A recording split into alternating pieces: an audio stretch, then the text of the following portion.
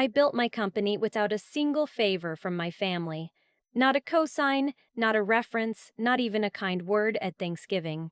What I got instead was my father telling my uncle, loud enough for me to hear from the kitchen, that I was playing business while my brother was building something real. My brother was 32 and still asking my parents to cover his car insurance. I was 29 and had just closed my second commercial client. But that's not where this story starts.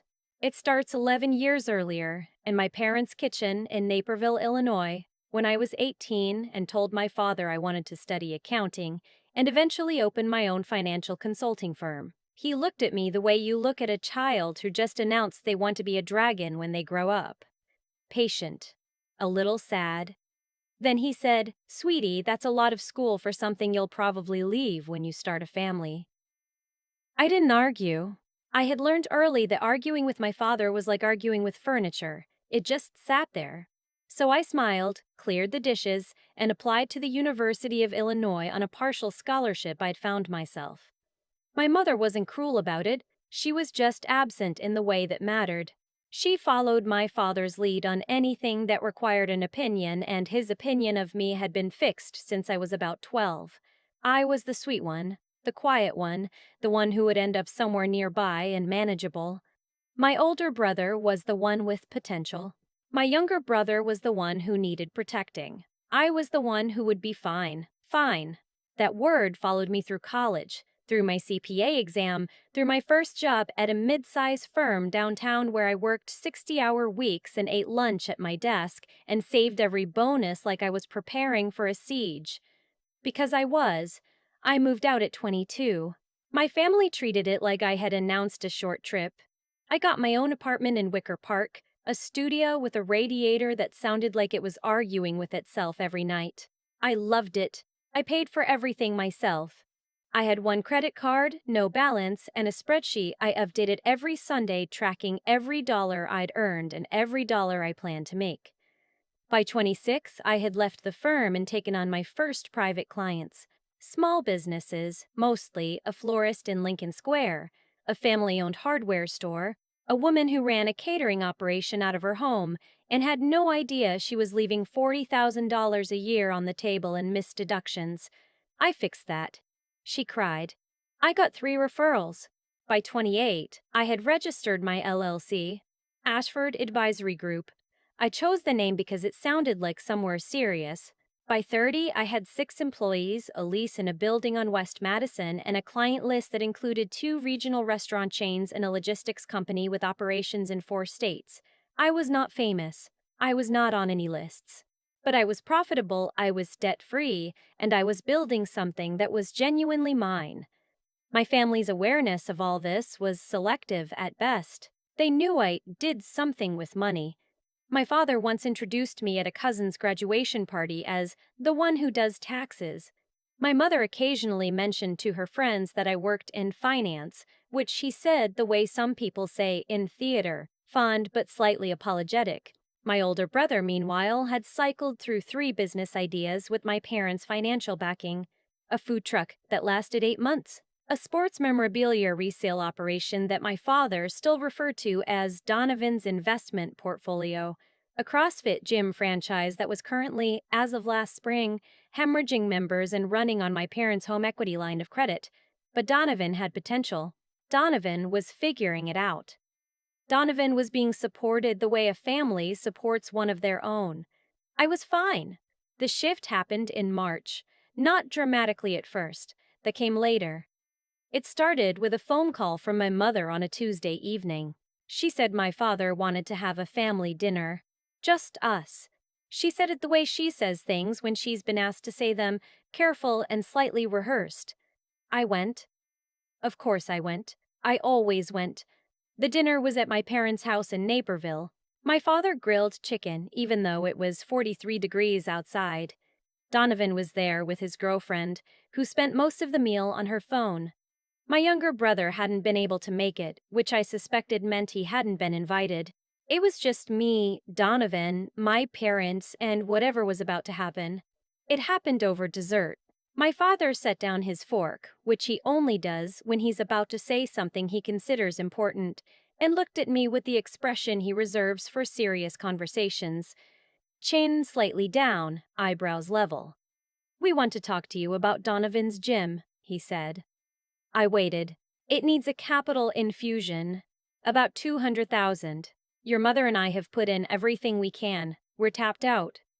He said, tapped out, like it was a phrase he'd just learned. "We've been looking at options and we think the right move is to bring in a family partner." I looked at Donovan. Donovan was studying the tablecloth. "A family partner," I said. "You've done well," my father said, which was the most direct acknowledgement of my career he had ever offered, and he said it in the same tone he might use to compliment a hotel breakfast. "You have capital. Donovan needs capital. It makes sense to keep it in the family." "How much?" I asked, even though he'd already said it. 200, we'd structure it as a 30% stake in the gym. 30% of a gym that's currently losing money. It's a cash flow issue, Donovan said, still looking at the tablecloth. "The location is solid. We just need to get through the first 2 years." "You're in year 3, I said. No one answered that. "I'd want to see the financials," I said. My father's expression shifted, not angry, something closer to surprised. Like the furniture had talked back. "We're family," he said. "I know," I said. "I'd still want to see the financials." The dinner ended shortly after that. My mother hugged me at the door with the specific tightness she uses when she's worried about my father's feelings. Donovan didn't hug me. My father shook my hand. They sent the financials 3 days later. I looked at them for 40 minutes and then closed the file. The gym was not fixable with $200,000. It was not fixable with $400,000. The lease terms were brutal, the membership pricing was below market, and Donovan had been paying himself a salary that would have been ambitious for a profitable operation. It was a good-looking building, draining money like a bathtub with no plug. I wrote a careful, honest email explaining what I saw and why I couldn't invest. I offered, instead, to spend a few hours helping them restructure the financials and explore whether any of the operational issues were addressable before they considered outside capital. My father did not respond to the email. My mother called 2 days later and told me, gently, that I'd really hurt Donovan. That family doesn't analyze family. That she hoped I understood what I was saying no to. I said I loved them, and I understood, and that my answer was still no. That was in March. By May, something had changed in the air when I called home. My mother was shorter on the phone. My father stopped returning my calls entirely. I heard through my aunt that Donovan had told people I was too good for the family now, and that I had turned my back on them when they needed me most. I let it go. I had a company to run. The building on West Madison was a 6-story mixed-use property. I had leased the 3rd floor for 3 years. In February, before the family dinner, before any of this, I had learned that the owner of the building was considering selling. He was 71, semi-retired, and had decided he wanted to simplify his portfolio. I had been watching this building for 2 years. I knew the cap rate. I knew the occupancy history. I knew the deferred maintenance schedule because I had read the HOA filings like other people read novels. I made an offer through my real estate attorney. We negotiated for 6 weeks. I closed in April. I did not advertise this. I moved my company to the 4th floor, better light, and I continued operating exactly as before. The property management company I hired handled tenant relations. My name was on the LLC that owned the building, but that LLC was not named anything obvious. It was called 1404 West Holdings, which is just the address. I had no reason to tell anyone. That changed on a Thursday in early June. I had a quarterly review meeting scheduled with 2 of my largest clients, the logistics company and one of the restaurant groups. It was a formal meeting, the kind where everyone sits at the big table in the conference room and I walk through performance reports and tax position summaries. I had 2 junior analysts presenting sections. My office manager, a meticulous woman named Gretchen, who had been with me for 4 years, had spent a week preparing the materials. The meeting was supposed to start at 10. At 9:52, my father walked into my office. He was not alone. Donovan was with him. My mother was not there, which meant she had either not been told or had chosen not to come, and I didn't know which was worse. My father was wearing a blazer. He almost never wore a blazer. I was standing at the coffee station when Gretchen appeared in the doorway behind them, her face doing the specific thing faces do when something has gone sideways and it's not your fault. I gave her a small nod that I hoped communicated, "It's okay, I've got it." "Dad," I said, "this is a surprise. We need to talk," he said. He was carrying a folder. A physical folder, manila, the kind that comes in multi-packs from an office supply store. He set it on the edge of my desk like he was staking a claim. "I have a client meeting in 8 minutes," I said. "This won't take long." It was at this point that I became aware of movement in the hallway. One of my clients, the operations director from the logistics company, was walking past the glass wall of my office toward the conference room, and he slowed slightly when he saw the tableau inside. I watched him register it and keep walking. I closed my office door. "What's in the folder?" I said. My father opened it. Inside were several printed pages. I recognized one of them as a screenshot of my company's LinkedIn page. Another looked like a printed email, though I couldn't read it from where I stood. "We've had time to think," my father said. "And we've talked to people who know about business structures." He said, "Business structure is the way someone says a phrase they've recently learned. The way we see it, you built this company during a period when your family supported you. We took you in after college. I lived at home for 4 months," I said, "and I paid rent. We supported you emotionally," Donovan said. I looked at my brother. "The way we see it," my father continued, as though I hadn't spoken, "a fair arrangement would be for Donovan to come on as a partner. A 35% stake. He'd be an advisory partner, not involved in day-to-day 35% of my company." I said. "It's a fair number," my father said. "Families share. You want 35% of a company you've never invested in, never contributed to, and—" I stopped. Took a breath. I had maybe 6 minutes before my meeting.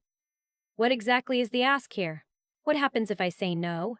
My father and Donovan exchanged a look. "The building you're in," my father said. "I know the owner, Bob Kessler. Bob and I go back 15 years. He's a reasonable man. I think he'd be open to a conversation about your lease terms, whether they remain favorable." He said this steadily, like it was a reasonable thing to say. "You're going to call my landlord," I said. "I'm going to call an old friend," my father said. I felt something settle in me. It wasn't anger exactly, it was something quieter than that. The particular stillness that comes when you realize you no longer have to wonder about something. You already know. I nodded slowly. "Okay," I said. "Call him." My father blinked. "Excuse me." "Call Bob," I said. "I'll wait." He stared at me. Donovan stared at me. I walked to my desk, sat down, and folded my hands on the surface in front of me. "I'm serious," I said. "Call him right now. Put it on speaker." My father pulled out his phone. I could tell he hadn't expected this. He was recalibrating. But he had too much of himself invested in the moment to back down, so he found the contact, Bob Kessler, sure enough, right there in his phone, and he pressed call and set the phone on my desk between us. It rang 3 times. "Frank," said the voice on the other end, warm, a little gruff. "Haven't heard from you in a while." "Bob," my father said, "I'm here with my daughter. She leases space in your building on West Madison." A pause. "Which building on West Madison?" the voice said. "The one at 1404, my father said. Another pause. Longer. "Frank," the voice said, and something in his tone had changed, careful now, choosing words. "I sold that building." My father's face did something complicated. When?" he said. "April," Bob said. "Closed in early April." "Who bought it?" The pause this time was different. I knew what was coming. I had known since the moment my father said Bob Kessler's name. "The buyer was an LLC," Bob said. 1404 West Holdings." Another pause. "Frank, I think you need to talk to your daughter." My father looked at me. I didn't smile. I didn't need to. I own the building, I said. I have since April 7th. Donovan made a sound. My father didn't make any sound at all. He picked up his phone and for a moment he just held it, the call still live, Bob's breathing faintly audible in the silence. Frank? Bob said from the phone. Thanks, Bob, I said, leaning slightly toward the phone. I'll take it from here. My father ended the call. The three of us sat in a silence that had weight to it. You own the building, my father said finally. Not a question. I own the building, I said. Since April. Since April 7th. He looked at the folder on my desk. The folder with the printed LinkedIn screenshots and the emails about family obligation and leverage he no longer had. He didn't reach for it.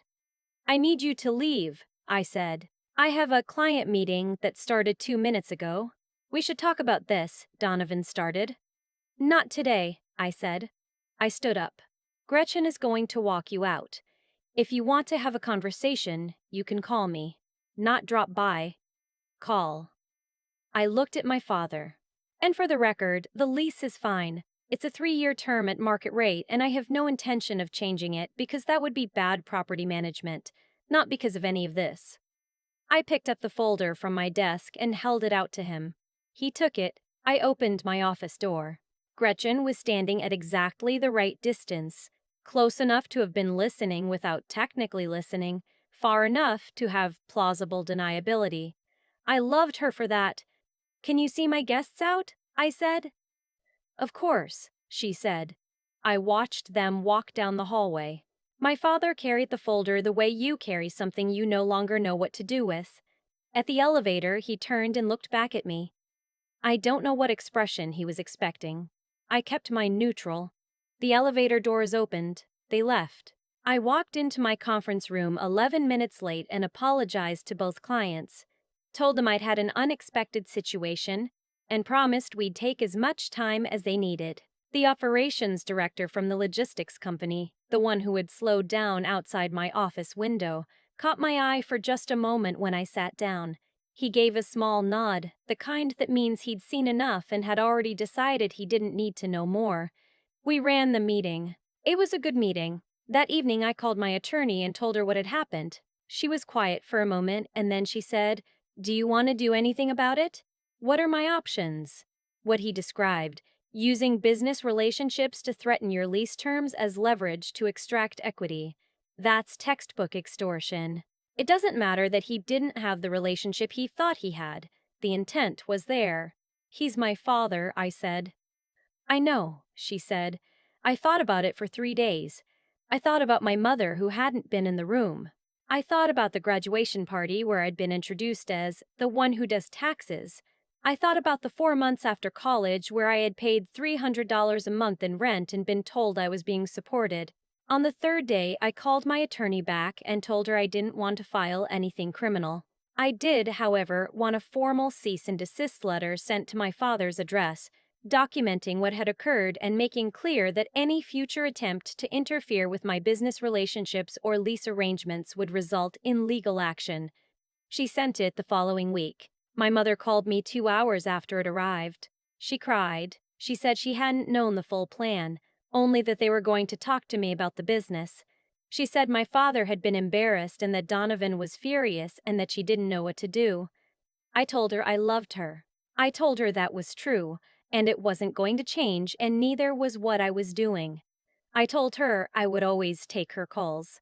I told her the door was open for a real conversation, one that wasn't about my equity or Donovan's gym or what I supposedly owed anyone. She said she needed time.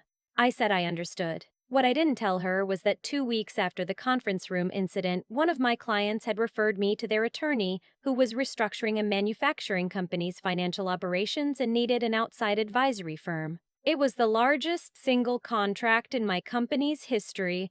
I signed it on a Tuesday morning, sitting at my desk on the 4th floor of my building, looking out at West Madison in the early light, the street still quiet, coffee going cold next to my keyboard.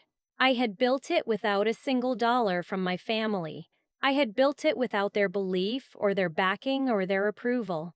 And on the Tuesday I signed that contract, sitting in a building I owned, running a company I had started from nothing, I wasn't thinking about my father or the folder or the phone call to Bob Kessler. I was thinking about the florist in Lincoln Square, the one who cried when I told her how much money she'd been leaving on the table. She had sent me a card afterward, handwritten, that said I didn't know someone could just show up and make things better. That's what I wanted to keep doing. The rest was just noise I had learned finally to turn down. The thing nobody tells you about building something quietly is that the silence feels like failure for a very long time.